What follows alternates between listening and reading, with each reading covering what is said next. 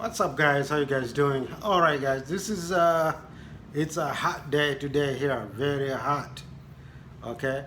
All right. I heard about I've seen black people in China. Yes, black people in China. Some people they say, oh, black people in China are getting evicted from their how call it, their apartments and from their hotels. Okay. And I hear murmuring, black people are murmuring here and there, complaining, okay? But why are you black people are complaining of, okay? First of all, this is not your country. Second, why did you go to China? What are you looking for in China, okay? And the third, you black people has no need to go to China at all. Or maybe you might think that, oh, I'm going to China to start traditional medical medicines. As if in Africa we do not have those traditional medical medicines in Africa. We have plenty of them. But we are so dumb. We have to go to another country to acquire the education. Okay. All right. So the Chinese is this eviction is been done by the Chinese government, or just individual Chinese landlords or people who owns hotels actually they are doing it? Is this from the Chinese government, or it's an individual thing? Such as the landlords and the people who own the hotels in China evicting these African people. And if that's the case, and if it is true, and why the Chinese government is being quiet? Okay. So this is my take. If this issue is been orchestrated by the government of China. The government of China actually is testing the African leaders. You know, the Chinese government now understood very well from their colonial masters, the white man. So they studied very good how a white man came to Africa and take over Africa and make Africans look like fools. Okay? So the Chinese government learned from the white man. So the Chinese government right now is testing black leaders in Africa and black people in general to see what black leaders they're gonna offer.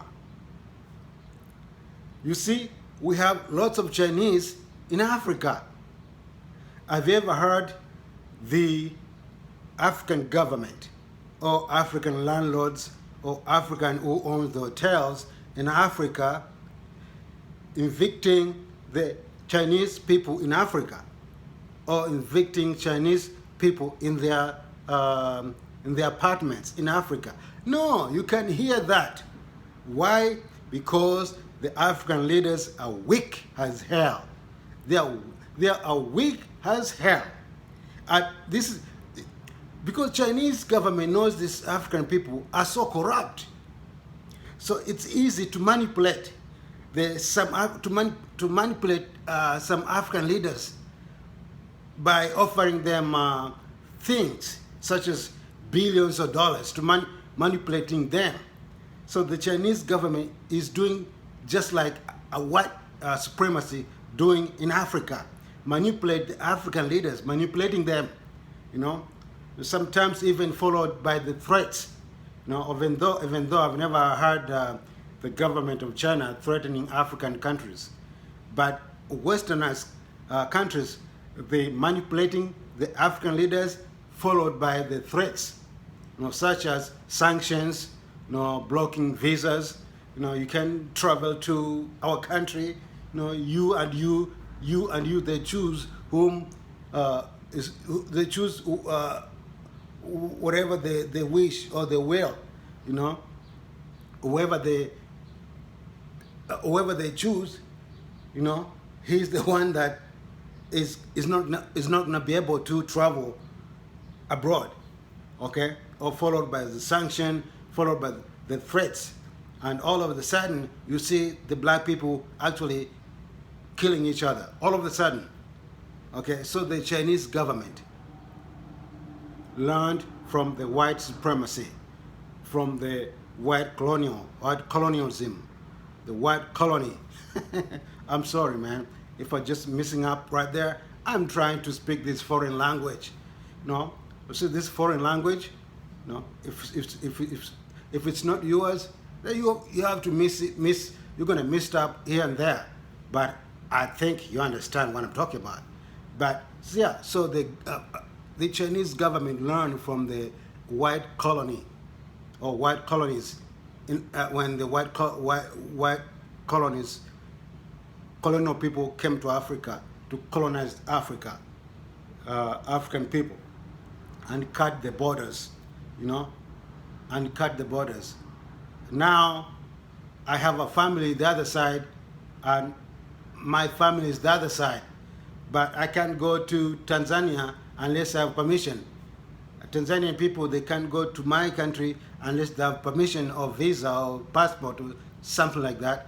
And my family or my tribe, they're the other side, and our tribe and tribe, our other tribe from down the other side, That's how the colonial masters, white people, they did in Africa. Cut the family, cut them up, separate them. The system's still going on in Africa. You see this like so-called governing thing in Kenya. How comes like Kwale? How comes like I'm sorry, there's a car is passing by here. How comes like Voi or Taita or Malindi or Kilifi? You have governors, small provinces, small locations. They have governors. That was the means of divide and conquer, or divide and conquer. You start with dividing them and put some stupid things like you're gonna be a governor in that location and you're gonna be a governor on that location. That is the plan of divide and conquer. Okay. Now people they say, oh, that people are people from Kwale, and the other one are people from Malindi. The other one are people from Voi or Taita. The other one are people from Mombasa. There's no people from Mombasa. There's no people from Malindi. There's no people from Kilifi or from Kwale. We're all together. We're all family. You see? Divide and conquer. So I brought that example. From and to see how actually the Chinese learned, and they learned from this white supremacy. Okay? So you black people in China, you crying over there, murmuring, who told you to go to China anyway? Okay? So the Chinese government know that the African leaders are weak as hell, and some of them are corrupt. Okay? You can't even pick one leaders in Africa, because all of them are slaved.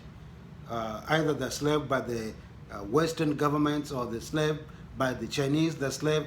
We're going to be slave and slave and slave until the end of the world. If we don't come up and if we don't open our eyes and if we don't open our ears and if we don't speaking up, we need to speak up. We need to put our leaders in Africa accountable, okay? Because the leaders in Africa, they are capable to kill us all, and also they are capable to save us all, okay? All right, guys. I feel sorry for those African people in China that now they're homeless or wandering around on Chinese streets. Okay, so I fear, man, maybe some Chinese mob they're gonna come and beat up these African people and say, oh, the African people, they're the one who started the fight.